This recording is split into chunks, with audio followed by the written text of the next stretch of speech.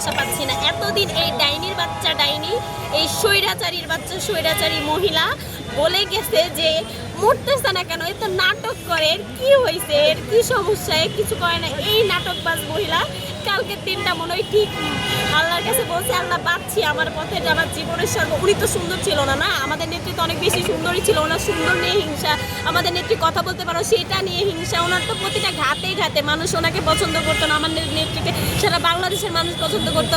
ও মানে উনি তো উনি এই যে প্রতি জায়গায় জায়গায় যে হিংসার ব্যাপারটা, এই ডাইনির বাচ্চা তো এটার জন্য তিনি তো একটু একটু করে বিষ দিয়ে মারছে আমাদের নেত্রীকে। আমাদের নেত্রীর শরীরে তো দিনকে দিন একটু একটু করে বিষের প্রভাব দেখিয়েই তো উনি যখন জেলে গেছিল তখন ওনার হাতটা এমন ছিল, পরবর্তীতে ওনার হাত কেন নিচে নামানো ছিল, ওনার শরীরে তো একটু একটু করে বিষ দিয়েই মেরে ফেলছে।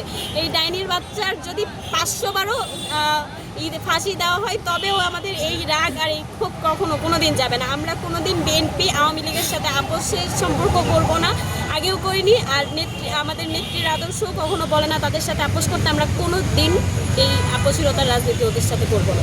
কিন্তু ওনারা তো দুঃখ প্রকাশ করেছেন।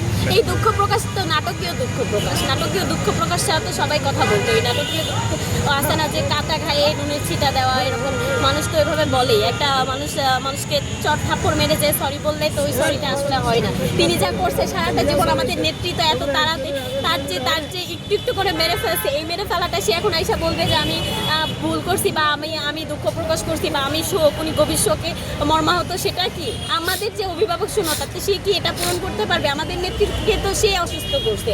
মানুষের মৃত্যু আল্লাহর হাতে থাকে, আমিও বিশ্বাস করি এটা।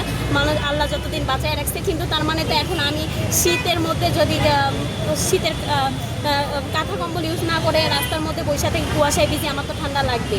তিনি এইভাবেই তো তাকে অসুস্থ করে ফেলছে, তাকে জেলের মধ্যে দীর্ঘদিন রেখে অসুস্থ করে ফেলছে। এখন তার এই নাটকীয় শোক প্রকাশ, নাটকীয় দুঃখ প্রকাশকে আমি কিছুই মনে করছি না আসলে।